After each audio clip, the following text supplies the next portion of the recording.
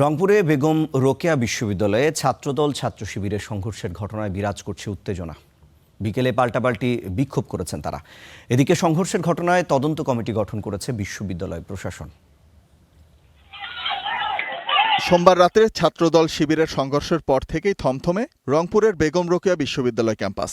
অস্থিরতা কাটেনি পরদিনও। মঙ্গলবার বিকেলে মহানগর ছাত্রদলের নেতাকর্মীরা মিছিল নিয়ে বিশ্ববিদ্যালয়ের গেটে অবস্থান নেয়। যোগ দেয় বিশ্ববিদ্যালয় শাখা ছাত্রদলের নেতাকর্মীরাও। তারা ঘোষণা দেয় ছাত্র শিবির প্রতিরোধের। আসেন আমরাও দেখি যে ছাত্রদল 17 বছরে রাজপথে কিভাবে একক শক্তি প্রদর্শন করে টিকেছিল।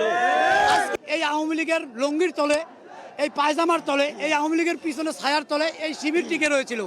তারা ভুলে গেছে যে তাদের খোলসা এখন নাই। পরে কারমাইকেল কলেজ গেট থেকে মিছিল বের করে ছাত্র শিবিরের নেতাকর্মীরা। নগরীর শাপলা চত্বরে গিয়ে সমাবেশ করে তারা।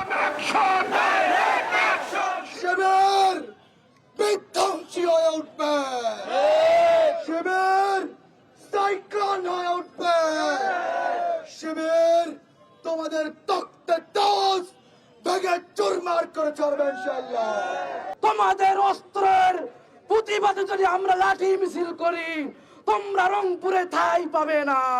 এদিকে সোমবার রাতে সংঘর্ষের ঘটনায় 5 সদস্যের তদন্ত কমিটি গঠন করেছে বিশ্ববিদ্যালয় প্রশাসন।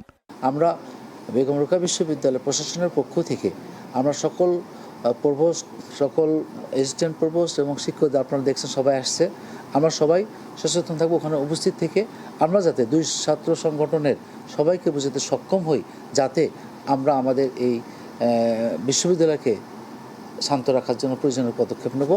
ক্যাম্পাসে জোরদার আছে নিরাপত্তা। Desk report, star news.